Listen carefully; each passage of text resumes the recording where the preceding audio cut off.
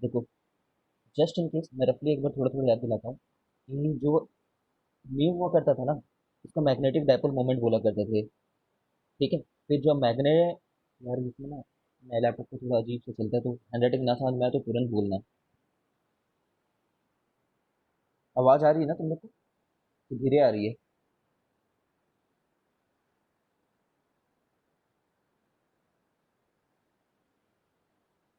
ठीक है, चलो। तो एम जो हुआ करता था वो ये हुआ करता था, म्यू बाई टोटल वॉल्यूम।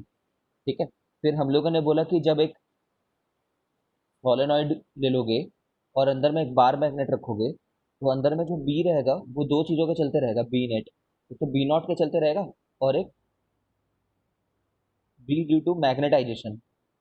ठीक है, बी ड्यू टू मैग्नेटाइजेशन। फिर हमने बोला था उस क्लास में कि ये म्यू नॉट एन आई रहेगा, जिसको म्यू नॉट एच लिख सकते हैं। और इसको बोला था कि मैग्नेटाइजेशन के चलते तो उतना ज़्यादा होगा जितना उसका प्रोपोर्शनैलिटी एक बोला था हमने, है ना, मैग्नेटाइजेशन के प्रोपोर्शनल होगा, और वो प्रोपोर्शनल कांस्टेंट म्यू नॉट निकल करके आता है, सीधे बोला था। फिर इसको बोला था कि ये एच प्लस एम रहेगा, और हमने बोला था कि एम उतना ही ज़्यादा रहेगा, ये एम आ ही इस एच के चलते रहा है। ठीक है, तो काई एच बोला था इसको। ठीक है, फिर वन प्लस काई को म्यू आर बोल दिया था। ठीक है, फिर इस उसको म्यू नॉट एच बोल दिया, म्यू एच बोल दिया था, उस मीडियम का म्यू इंटू एच। ठीक है, तो आज की क्लास में ये शुरुआत में इस एम के ऊपर डिपेंड करेगी। ठीक है, तो क्यूरीज लॉ पढ़ना है आज हम लोग।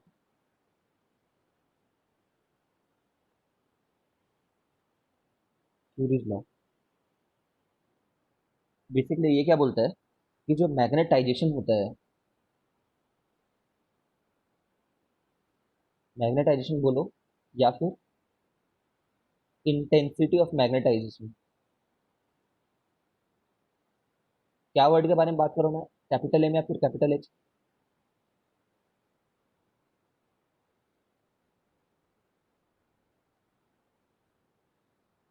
किस वर्ड के बारे में बात करूँ, कैपिटल एम या फिर कैपिटल एच? ठीक है, कैपिटल एम के बारे में बात कर रहे हैं। ठीक है, तो कैप ये जो होता है ना, ये प्रोपोर्शनल होता है वन बाई टी के। ठीक है, तुम सोच सकते हो कि मैग्नेटाइज होना मतलब क्या हो रहा है फिजिकली, अगर हम सोचें, मैग्नेटाइज होना मतलब इनके अंदर के जो डोमेन है ना वो कितने ज्यादा अलाइन होना शुरू हो गए हैं। समझ रहे हो? तो अगर टेम्परेचर को बढ़ाओगे तो क्या होता है, रैंडम मोशन इंक्रीज होता है, रैंडम मोशन इंक्रीज होता है। इसका मतलब यही हुआ ना कि मैग्नेटाइजेशन जो है वो डिक्रीज होगा, क्योंकि ये बंदे लोग जो अलाइन हो भी चुके हैं, उनका भी मन करेगा कि कभी इधर ऑसिलेट हो, कभी इधर ऑसिलेट हो, कभी इधर ऑसिलेट हो। समझ रहे हो मतलब? समझ पा रहे हो? कभी इधर जा रहा होगा, ऑसिलेट हो रहा होगा, वहाँ पे थोड़ा सा वाइब्रेट हो रहा है, ऑसिलेट हो रहा है, कुछ भी रैंडमली मोशन हो रहा है, तो वो जो एक पर्टिकुलर ओरिएंटेशन में रहने वाली जो इफेक्ट है वो कम हो जाएगी। ठीक है, तो इसलिए ये ऐसा होगा। ठीक है, एज वेल एज तुम ये समझ सकते हो कि हम लोगों ने जो मैग्नेटाइजेशन होता है उसमें जो बी नॉट रहता है, बी नॉट जो इसके चलते आता है, आई के चलते। ठीक है, आई के चलते बी नॉट जो आता है, जिसकी वैल्यू म्यू नॉट एन आई रहती है, ये बी नेट नहीं है ना, इसके तो सीधे प्रोपोर्शनल होगा। आई होप समझ रहे हो? ठीक है, तो जब इन दोनों को हम लोग कंबाइन करके लिखते हैं, ठीक है, तो वो इतना निकल करके आता है। देखो, पहले बात तो कंबाइन करते हैं तो प्रोडक्ट में आ जाता है, ये बात जानते होंगे, और जो प्रोपोर्शनैलिटी हटती है उस कांस्टेंट का नाम सी रहता है। ठीक है, इस सी का जो वो है नाम, यही क्यूरीज कांस्टेंट है।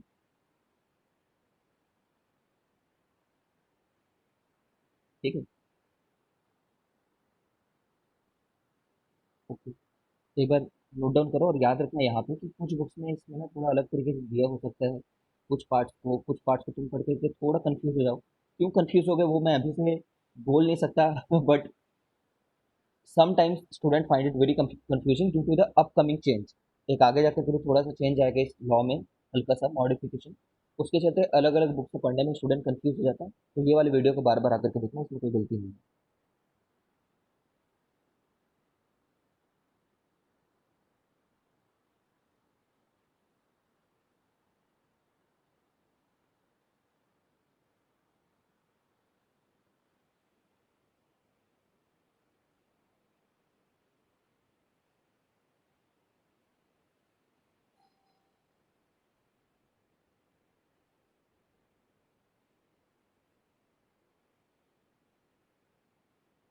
ठीक है। अच्छा, हम ऐसा कर सकते हैं क्या कि ये जो एम है उसको काई इंटू एच लिख दें कि मैग्नेटाइज करने वाला कितना है और इसकी खुद की ससेप्टिबिलिटी कितनी है। ठीक है, याद होगा ये बात। मैग्नेटाइज करने वाला कितना है, खुद की ससेप्टिबिलिटी कितनी है, तो मैं यहाँ पे उस चीज़ को लिख रहा हूँ। एम की जगह पे मैं काई एच लिख रहा हूँ।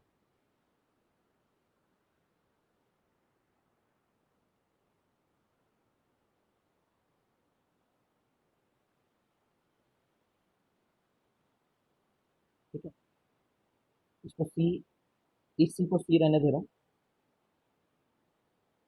ठीक है, और ये बी नॉट को ना मैं म्यू नॉट इंटू एच लिख रहा हूँ, चलेगा? ये B naught mu naught into H को याद करो, दो चीज़ें वहाँ बची थी, mu naught H plus mu naught M. ठीक है, तो ये वाला कंपोनेंट जो था बी नॉट था। ठीक, अब इसके बाद में नीचे में टी भी है। अब यहाँ पे क्या होगा, एच एच कट जाएगा। ठीक है, तो ये सी म्यू नॉट अपॉन टी रहेगा। ठीक है, इसमें अभी भी ये सी जो है वो सेम क्यूरी कांस्टेंट वाला ही सी है। ठीक है ना? अब यहाँ से एक बात पता चल जाती है लेकिन कि जो ससेप्टिबिलिटी है, susceptibility is inversely proportional to temperature. ये तो काफ़ी कॉमन सी बात है। कम ससेप्टेबल होगा, कम इन्फ्लुएंस टू चेंज होगा अगर ज़्यादा टेम्परेचर है तो। ठीक है, तो ये बात को ध्यान रखो। एज वेल एस ये बात भी समझ पा रहे हो कि नहीं ठीक है, चलो इतना काफ़ी है, ये समझना।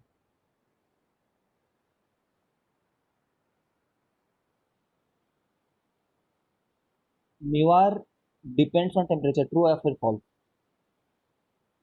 तुम बताओ,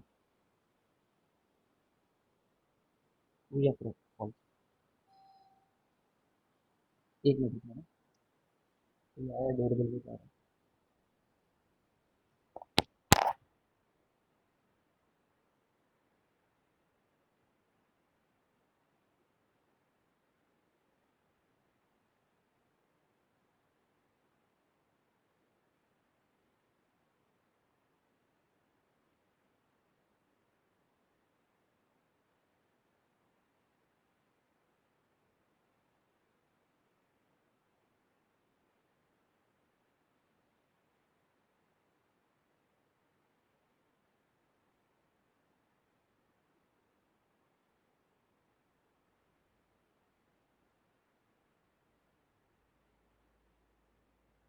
मैं राइट नाउ क्लास में हूँ, आपको थोड़े बाद में कॉल करता हूँ।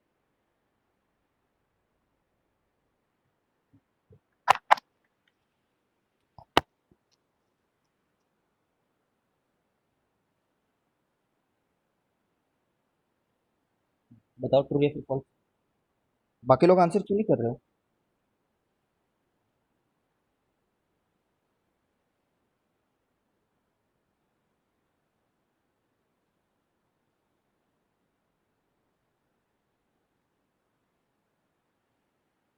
ठीक है, फॉल्स कैसे होगा, ट्रू होना चाहिए ना। फॉल्स नहीं होगा, ट्रू होगा। देखो, वन प्लस काई क्या हुआ करता था, यही तो म्यू आर था।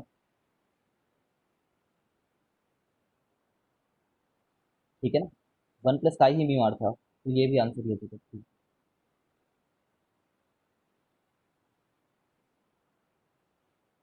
रिलेटिव परमेबिलिटी जो है वो डिपेंड करेगी टेम्परेचर पे। ठीक है, याद कर लो।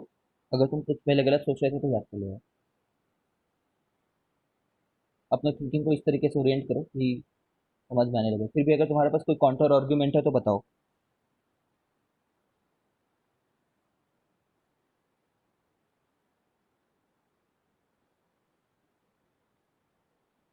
अच्छा, ये देखो अब, जैसे सोचो, कंसिडर दिस थिंग कि टेम्परेचर को बढ़ाने से जो मैग्नेटाइजेशन है वो डिक्रीज होता है, ये हमने बोला। ठीक है, तो टेम्परेचर को बढ़ा रहे हैं, जैसे मान लो पहले से कुछ तो भी अमाउंट ऑफ अलाइनमेंट होगा।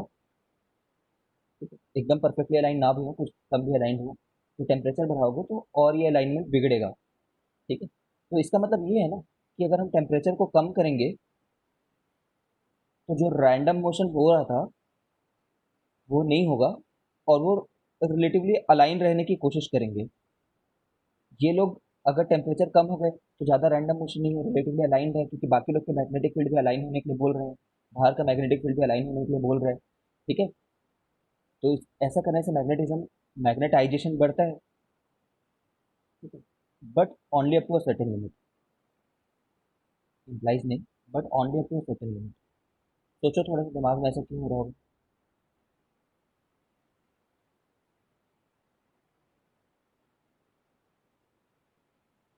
ठीक है। देखो, तुम टेम्परेचर कम कर रहे हो तो ये क्यों बढ़ रहा है? Only due to less random motion, only due to decrease in random motion है। तो देन तभी तो होगा। अब सोचो, रैंडम मोशन कम करते करते तुम एट मैक्स क्या अचीव कर लोगे? ठीक है, कि ये भाई ये ज़्यादा से ज़्यादा अलाइन हो जाए ना। उसके बाद ऐसा तो नहीं कि भाई इनके अलाइनमेंट आ ही गए हैं, उसके बाद भी तुम टेम्परेचर कम कर रहे हो तो मैजिकली और कहीं से भी बढ़ जा रहा है। ठीक है, प्लस अगर टेम्परेचर कम करो तो मोशन कम हो रही होती है। ठीक है। और उसके बाद में इंटरनल फ्रिक्शन का भी एक सीन होता है ना। इंटरनली ये लोग क्या है, एक डोमेन दूसरे डोमेन के साथ रजिस्ट तो कर ही रहे हैं। एक, समझ रहे हो ना, ड्यू टू कॉन्टैक्ट, ये इनके मोशन को तुम ऐसा माना करो कि ये कॉन्टैक्टेड मोशन है, अगल बगल वाले से कॉन्टैक्ट भी कर रहे हैं, फ्रिक्शन के साथ होता है ये मोशन। फ्रिक्शन एब्सेंट नहीं रहता इनके मोशन में। जब ये ऊपर नीचे करते रहता है ना, तो फ्रिक्शन का रोल रहता है, गर्म होती है वो डिवाइस अगर ये ऊपर नीचे करते रहें बार बार। ठीक है। तो जब इनके टेम्परेचर सफिशिएंटली कम हो जाएंगे तो उनकी एनर्जी भी कम हो जाएगी मोशन करने के लिए। तो हो सकता है परफेक्ट अलाइन होने, मतलब परफेक्ट स्ट्रेट आने से पहले ही वो इतने ठंडे हो जाएं कि वो नियरली तो अलाइंड है, बट और उनके पास एनर्जी नहीं रह गई है इधर आने के लिए, या फिर और उतना मोटिवेशन नहीं रह गया है उस फ्रिक्शन को ओवरकम करने के लिए। समझ रहे हो? तो मैग्नेटाइजेशन बढ़ता तो है, बट ओनली अपना certain limit. Below this temperature, below a certain temperature, magnetization does not increase any more, any further. ठीक है। क्या दो रीजन है? एक रीजन तो ये है कि सफिशिएंटली पहले बात तो अलाइन हो गए होंगे वो लोग।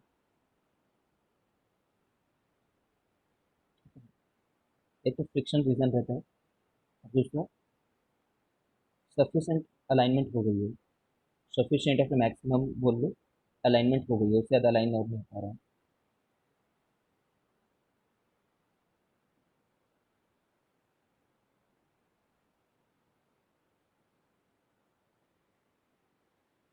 ठीक है। तो हम लोग ऐसे बोलते हैं कि below this critical temperature curies law does not hold. Below critical temperature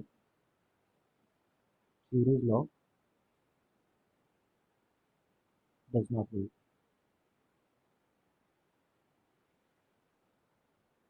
ठीक है। तो ये बात की दिक्कत को देखते हुए एक नया लॉ लाया गया, मतलब उस क्यूरी लॉ को थोड़ा मॉडिफाई किया गया, मॉडिफाइड क्यूरीज लॉ।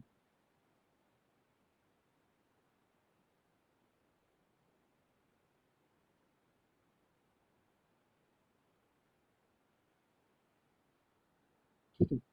और वो लॉ ये था कि T upon T minus T not रह गई। ठीक है। अब ये जो लॉ है ना, ओनली फॉर फेरोमैग्नेट है।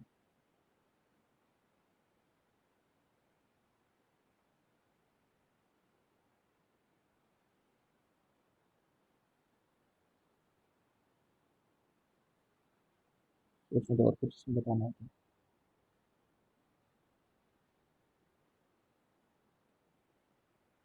ठीक है। ये जो सी है ना, तो ये C is not curious constant, not curious constant.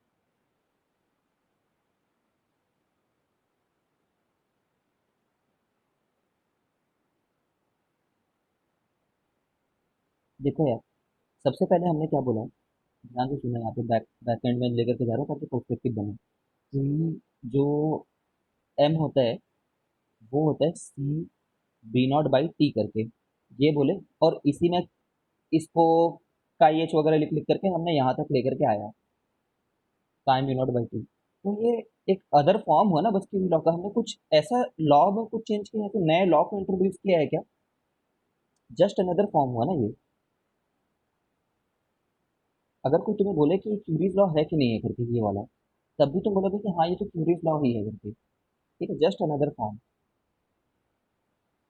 ठीक है, अब यहाँ पे जो सी रहता है ना, ये सी क्यूरीज कांस्टेंट कहलाती है। ये वाली सी क्यूरी कांस्टेंट नहीं कहलाती, क्योंकि तुम समझ रहे हो यार, ये खुद ही कांस्टेंट है, तुम दोनों को मल्टीप्लाई करके तो मैं एक नया कांस्टेंट लिख ही सकता था ना।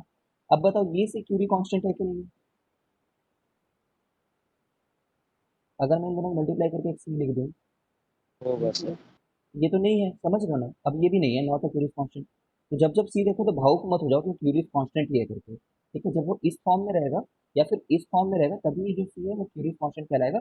This is just some another constant, तो मैं इसका नाम सी डैश रख दे रहा हूँ। तुम चाहो तो इसका नाम भी सी डैश रख सकते हो। ठीक है, ये सी डैश, ये सी डैश नहीं है, ये सी डबल डैश है मान लो। ठीक है, but the entire point is that this is not a curious constant.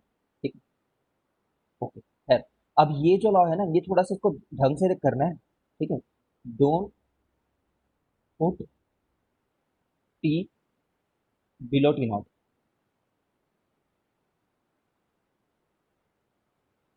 समझ रहे हो? ये फेरोमैग्नेट के लिए बस है, मॉडिफाइड जो क्यूरीज लॉ है। ज़्यादा तुम्हें इसके बारे में नहीं पीएचडी करनी है, तुम्हें बस ये याद रखना है कि पहले का लॉ जो है वो फेरोमैग्नेट पैरामैग्नेट दोनों के लिए लगभग सही सही काम कर जाता है। ठीक है, लगभग सही काम करता है। ठीक है, बट ये फेरोमैग्नेट के लिए ज़्यादा ट्रू है। ठीक है, एंटायर रेंज ऑफ टेम्परेचर हर चीज़ को एक्सप्लेन कर दें वैसे वाले फॉर्मूले नहीं है ये। मैग्नेटिज्म की दुनिया में हम अभी भी एक्सपेरिमेंट्स कर ही रहे हैं, हम लोग की साइंस अभी भी डेवलप हो ही रही है। ठीक है, बस ये ऐसा बोलता है कि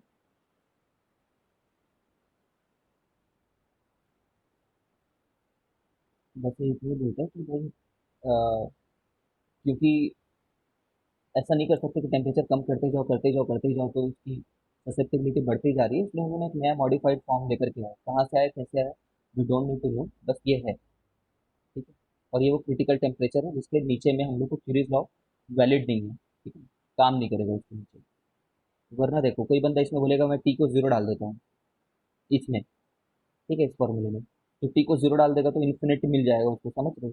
तो वैसे लगने से तो सही लग रहा है फॉर्मूले में, बट टी तुम प्रैक्टिकली टी को कम करते करते जीरो भी नहीं ले जाओगे तुम। ठीक है, जीरो ही लेकर के चले गए, ऐसा नहीं करना है, because below certain point it doesn't work. अब तुम ऐसे बोलोगे सर यहाँ पे जो टी को टी नोट डालेंगे तो इन्फिनिटी आ जाएगा ये। ठीक है, तो मैं फिर से बोल रहा हूँ कि ये लॉज एकदम परफेक्ट नहीं है। ठीक है, तुम आगे जा करके ना जब हायर मैथमेटिक्स में, हायर फिजिक्स में पढ़ोगे तो तुम देखोगे कि ये ऐसे बोल देना बस कि ये टी को टी नॉट पुट कर देंगे, ये प्रैक्टिकली अचीव करना कितना मुश्किल होता है। ठीक है, बहुत मुश्किल होता है ये प्रैक्टिकली इसको अचीव करना। ठीक है, कभी अगर रिसर्च करने का मन है तो उसमें पढ़ना थोड़ा सा, बीएससी के अंतर्गत आता है ये, बीएससी की स्टडीज में आता है, खुद से पढ़ सकते हो, मुझे भी पढ़ना है। ठीक है, काफ़ी इंजीनियरिंग एक्सपेरिमेंटल सेटअप चाहिए होता है इसको अचीव करने के लिए टीम ऑफ क्लासेस। ठीक है, किसी को डाउट हो तो पूछो, चलो। कितना पढ़ना है वो मैं बता सकता हूँ बेसिकली।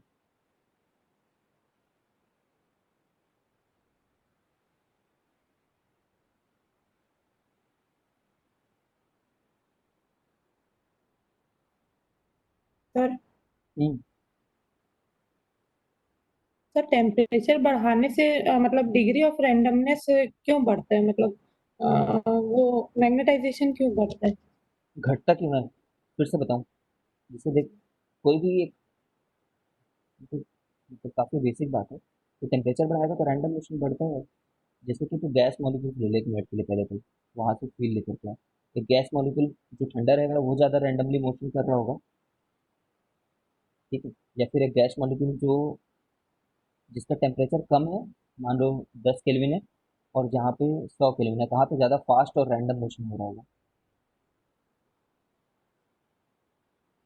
कहाँ सर होगा? 100 केल्विन वाला। इसमें भी है ना, यहाँ पे फास्ट और रैंडम ज़्यादा हो रहा होगा। तो जैसे कोई भी डायपोल है, मैग्नेटिक डायपोल, ये भी रैंडम मोशन तब ज़्यादा करेगा जब ज़्यादा टेम्परेचर रहेगा। ठीक है,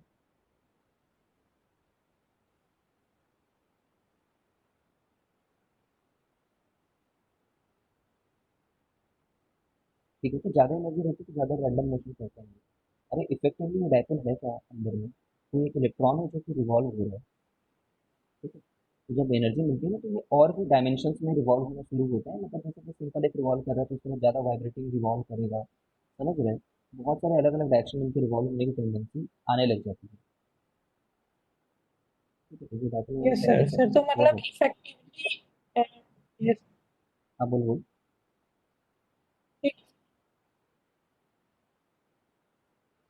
हो गया। ठीक है सर मतलब ये सर मतलब इफेक्टिवली डिक्रीज हो रहा है ऐसा बोल सकते हैं हाँ इफेक्ट, मैग्नेटाइजेशन। हाँ हाँ।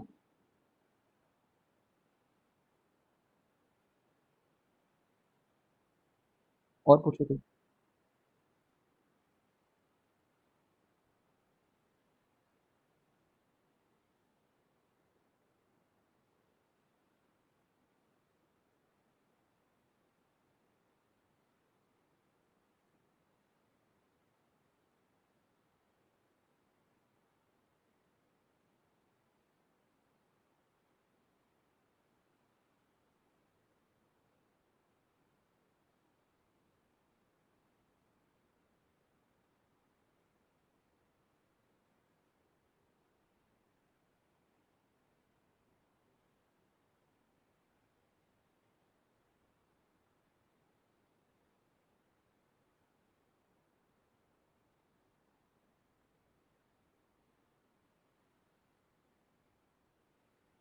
कोई भी नहीं, तो चलो आगे चलते हैं।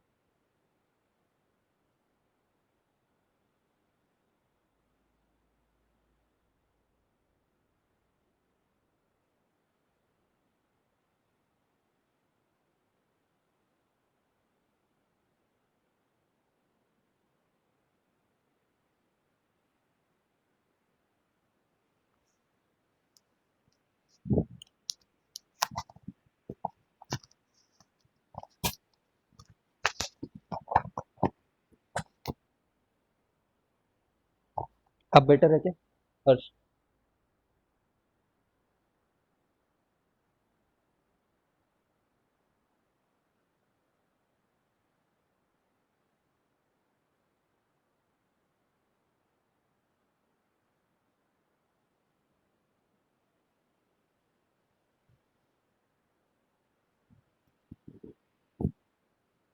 अब भी बेटर नहीं है क्या हर्ष? है सर है।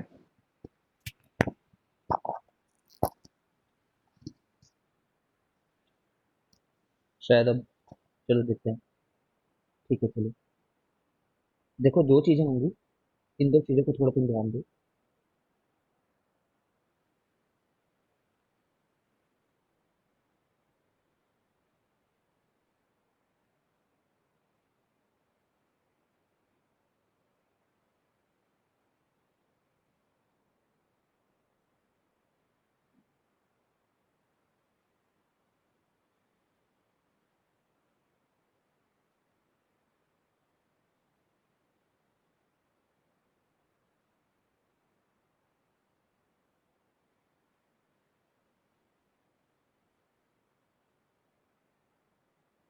ये डिफरेंसेस में पीएचडी नहीं करना, बस ये वर्ड्स हैं जिनको हमें समझ में आना चाहिए। देखो हम लोग क्या बोल रहे हैं कि below a certain temperature magnetism बढ़ना, मैग्नेटाइजेशन बढ़ना बंद हो जाता है। ठीक है, below a certain temperature magnetization बढ़ना बंद हो जाता है। ठीक है, तो वो जो मिनिमम टेम्परेचर है, ठीक है ना, below which M does not increase is called limit of Curie's law. वो टेम्परेचर के नीचे एम नहीं बढ़ेगा।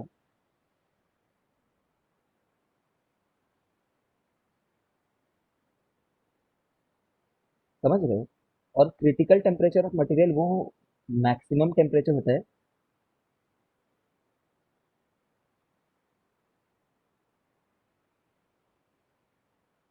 अप टू विच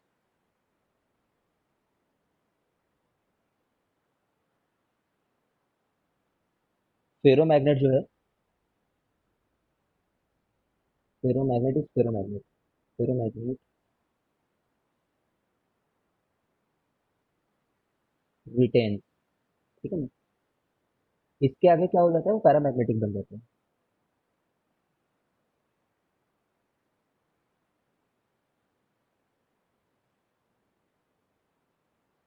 देखते जाओ।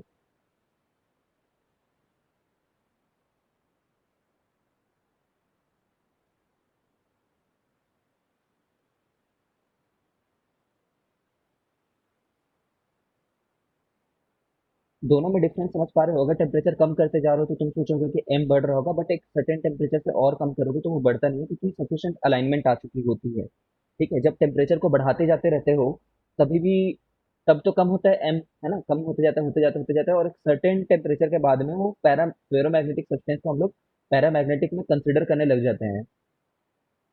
ठीक है, तो वो क्रिटिकल टेम्परेचर कहलाता है। ठीक है, तो यहाँ पे जो मैंने एक वर्ड यूज किया है, बिलो अ सर्टेन टेम्परेचर, उसको ना बिलो दिस टेम्परेचर बस लिखो, क्रिटिकल वर्ड इसके लिए यूज मत करो। अब किसी बुक में यहाँ पे क्रिटिकल दिखे दिखे मिल जाए, मतलब वो क्रिटिकल जो वर्ड वहां पर यूज कर रहे हैं in general sense of English English use कर रहा है, समझ रहे हो? ठीक है ना, तो दिख जाए तो गलत ही लिखा है ऐसा मत बोलो, कॉमन सेंस यहाँ पे थोड़ा सा लगाना है। ठीक है, बट ये जो जिस टेम्परेचर पे curies law does not hold good, नीचे वाले टेम्परेचर, एक सर्टेन मिनिमम टेम्परेचर, उसको हम लोग बोलते हैं लिमिट ऑफ क्यूरीज लॉ। ठीक है, यहाँ पे ये जो टेम्परेचर है, ये लिमिट ऑफ क्यूरीज लॉ है, बट तुम्हें बुक्स में यहाँ पे टीसी लिखा दिख जाएगा। ठीक है, तो ये मैक्सिमम टेम्परेचर जिसके बाद में वो पैरामैग्नेटिक बन जाता है, वो वाला टेम्परेचर नहीं है ये। टीसी मतलब limit of Curie's law, critical temperature नहीं, लिमिट ऑफ क्यूरीज लॉ। यहाँ पे अगर ये टीसी दिखे तो कितने लोग को समझ नहीं आ रहा है, बताओ?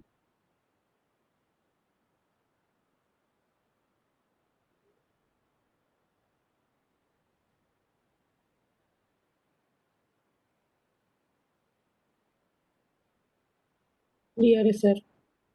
क्लियर। देखो सच बता रहा हूँ, यहाँ पे थोड़े से बच्चे लोग को कंफ्यूज किया जाता है, यहाँ पे टीसी लिख देंगे तो वो लोग सोचते हैं ओके क्रिटिकल टेम्परेचर है, नहीं ऐसा नहीं है ये। This is limiting temperature of Curie's law. ठीक है ना, क्योंकि खुद सोचो ना यार, अगर ये फॉर्मूला बनाया गया है, सोचो, मैं पहले तो तुम्हें ना टीसी ऑफ कोबाल्ट बता देता हूँ, क्रिटिकल टेम्परेचर और यहाँ पे बता रहा हूँ, this is not limit of Curie's law. In serious sense critical temperature for cobalt is 1394 kelvin. तो ये हाई टेम्परेचर है कि नहीं, सोचो। ठीक है, it is a very high temperature. तो इससे कम में कोबाल्ट की नेगेटिव ससेप्टिबिलिटी तो नहीं आ जाएगी ना। अगर तुम्हारा टेम्परेचर 1000 है, 1000 कितना ज्यादा टेम्परेचर है, 1000 टेम्परेचर में नेगेटिवली ससेप्टेबल तो नहीं हो जाएगा ना भाई। ठीक है, आई होप समझ रहे हो तुम। Yes sir. है ना, फेको निको जेल में ये तो फेरोमैग्नेटिक हुआ ना, फेरो है, फेरो। जैसे फेरो है तो 1000 टेम्परेचर पे भी फेरो ही रहेगा। तो ये, अगर उस 1000 को ये वाले फॉर्मूले में ये सोच करके पुट करें कि क्रिटिकल टेम्परेचर तो 1300 है करके, यहाँ पे इसको नहीं पुट करना है, समझ रहे हो? तो 1000 में तो नेगेटिव ससेप्टिबिलिटी आ जाएगी, ऐसा तो नहीं है। इसलिए this TC is not critical temperature. ये और ये सेम लिखे हैं, मैंने इनफ बार बता दिया है, प्लीज 1000 बार देखना। This TC limit of Curie's law, ये बहुत कम टेम्परेचर रहेगा, ये मालूम है 5 केल्विन, 6 केल्विन कुछ मटेरियल के लिए निकल करके आता है, ये वाला बहुत कम, इतना क्रायोजेनिक नाइट्रोजन डाल करके भी इसको अचीव करना कभी कभी मुश्किल हो जाता है कुछ मटेरियल के लिए। क्रायोजेनिक समझते हो क्या? क्रायोजेनिक वर्ड कभी सुना है? Cryo, CRYO। नहीं सर। हाँ, हाँ लॉजिक लगाना है देवेंद्र। क्रायो जो वर्ड होता है इसका मतलब होता है वेरी लो टेम्परेचर के बारे में बात कर रहे हैं हम लोग। छिछोरे मूवी देखी है क्या? सर क्रायोस्कोपिक स्कोपिक सुना है सर उसमें। हाँ, क्रायोस्कोपी। ठीक है, रेडिएशन मेल्टिंग पॉइंट वाले में। ठीक है, आई होप तुम समझ गए, प्लीज अपने से यहाँ पे पूछना कभी। यहाँ पे टीसी से very small value, critical temperature भी एक वर्ड होता है जो बहुत हाई होता है, कोबाल्ट के लिए बहुत ज़्यादा है। वो उस टेम्परेचर में उसके बाद में फेरो से पैरा बन जाएगा। अब तुम समझ रहे हो साइंस में ऐसा भी कोई बाउंड्री नहीं है कि अच्छा इस टेम्परेचर के बाद में आज से तुम पैरा। ठीक है, छिछोरे मूवी में वहां पे यूज होता है ना, जब वो उसको दारू पिलाने लेकर के जाए होता है। ठीक है, क्या लिक्विड नाम होता है उस बंदे नाइट्रोजन का? उसमें बोलता है। उसमें नाइट्रोजन एरिक। से, Eric, Eric special, Derek special, sorry. ठीक है डेरेक स्पेशल बनाते रहता है। तो नाइट्रोजन उठा डालते रहता है। अगर नाइट्रोजन में तुम अपना हाथ घुसा दो गलती से तो तुम्हारा हाथ का पाउडर बन जाएगा। ठीक है, पहले बात तो सर। तुम्हारा हाथ एकदम फ्रीज हो जाएगा। फ्रीज होने के बाद में कोई इसको थोड़े से अगर मार दे, ठीक है, तो तुम्हारा हाथ पाउडर बन के चूर चूर हो जाएगा। ठीक है,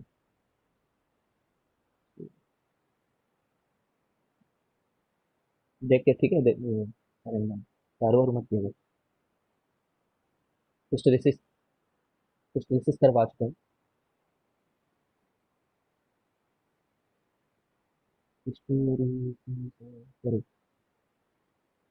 स्पेलिंग भी सही है कि नहीं?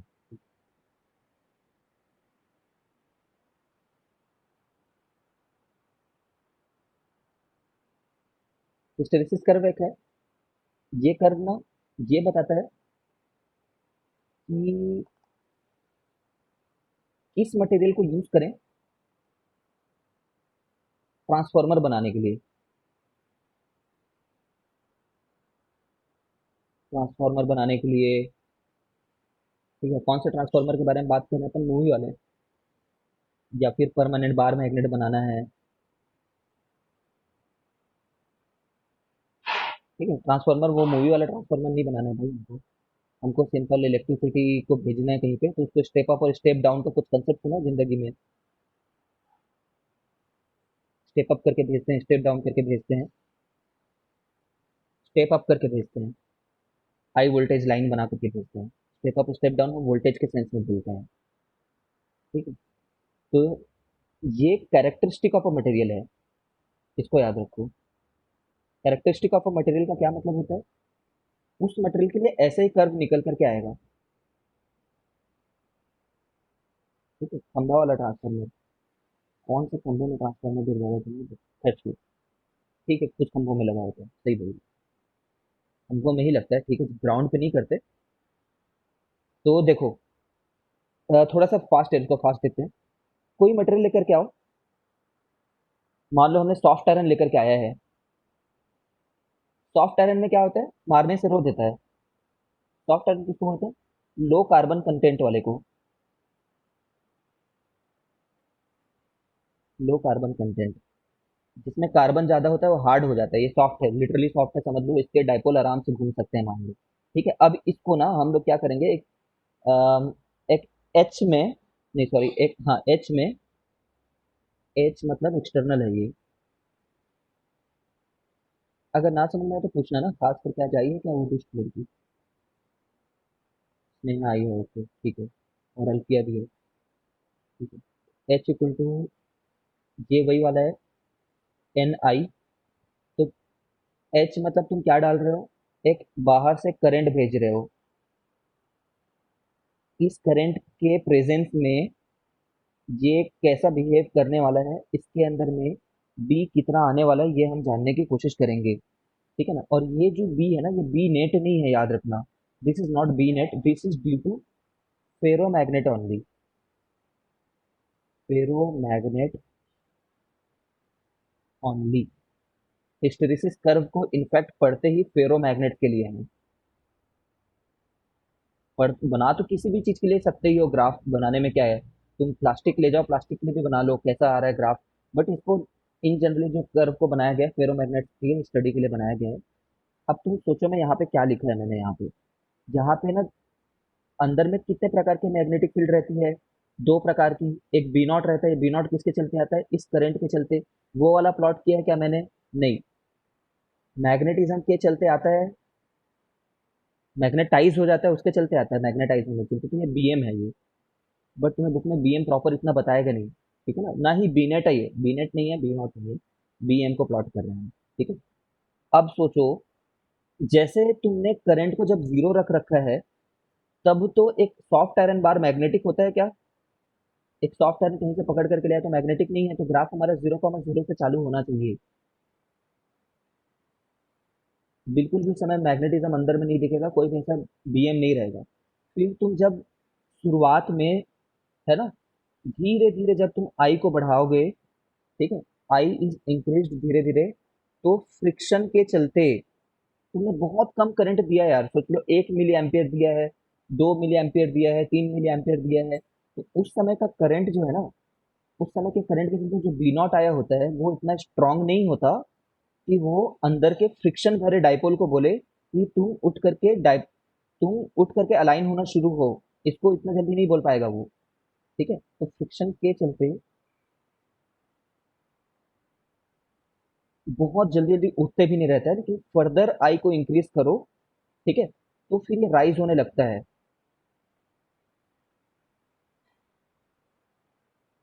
ठीक है, अब देखो, अब ये बढ़ रहा है। ठीक है, पहले धीरे धीरे बढ़ा, फिर बढ़ा, फिर बढ़ने लग जाता है। ओके, सही बढ़ते रहता है उसके बाद में। ऐसा ऑब्जर्व होता है इसका बिहेवियर।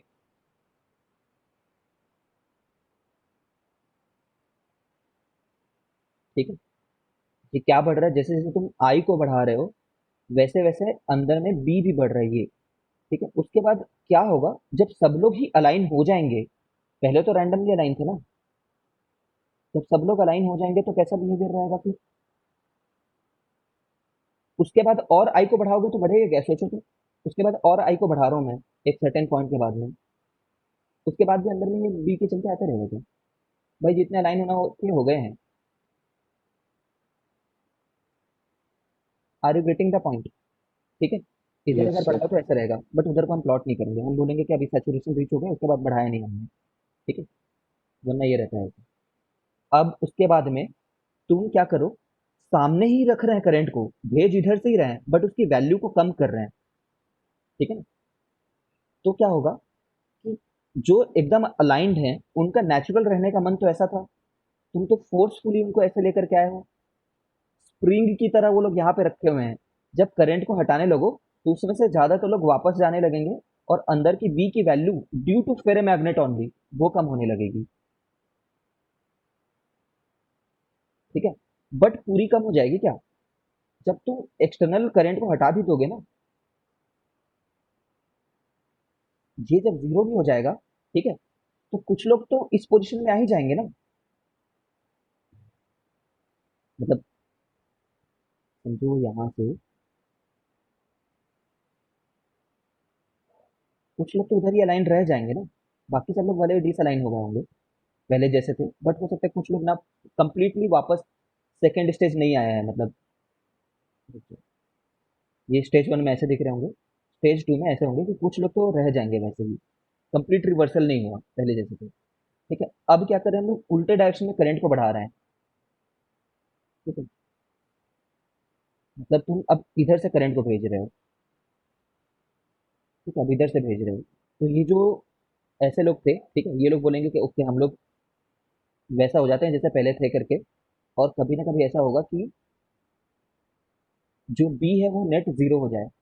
अभी देखो बी की वैल्यू थी कुछ, अब वो जीरो हो गई। ठीक है, और भी तुम पीछे की तरफ अलाइन करते जाओ, और मतलब पीछे की तरफ वैल्यू को बढ़ाते जाओ करंट का, तो एक ऐसा समय आएगा कि सब लोग इधर की तरफ अलाइन हो जाएंगे, और उधर भी जब अलाइन होंगे, समझ रहे हो, तो मैक्सिमम एक लेवल तक जाएंगे, उसके बाद सैचुरेट हो जाएगा। ठीक है, अब उधर की करंट को कम करना शुरू करो, जो पीछे की डायरेक्शन में जा रही है ना करंट, इधर वाली, उसको कम करना शुरू करो, तो अगेन एग्जैक्टली पहले जैसे लेवल रीच नहीं होगा। ठीक है, पहले जैसे लेवल रीच नहीं होगा, सारे के सारे डिसअलाइन नहीं रहेंगे, उसके लिए तुम्हें और फॉरवर्ड करंट भेजना पड़ेगा, तब जाकर के उनकी वैल्यू जीरो रीच होगी। और फिर आगे बढ़ाओ तो सैचुरेशन मैक्सिमम जितना था पहले उतना ही तो पहुंचेगा सैचुरेशन तक। तो ये पहले बार जाता किसी और रास्ते से है, फिर वापस जब आता है ना तो भूल जाता है किस रास्ते से वो गया था। ठीक है, हिस्टीरिया मतलब होता है फॉरगेटफुलनेस, भूल जाता है किस रास्ते से गया था। ठीक है, रीजॉइन करो फिर उसकी कहानी और बताता हूँ।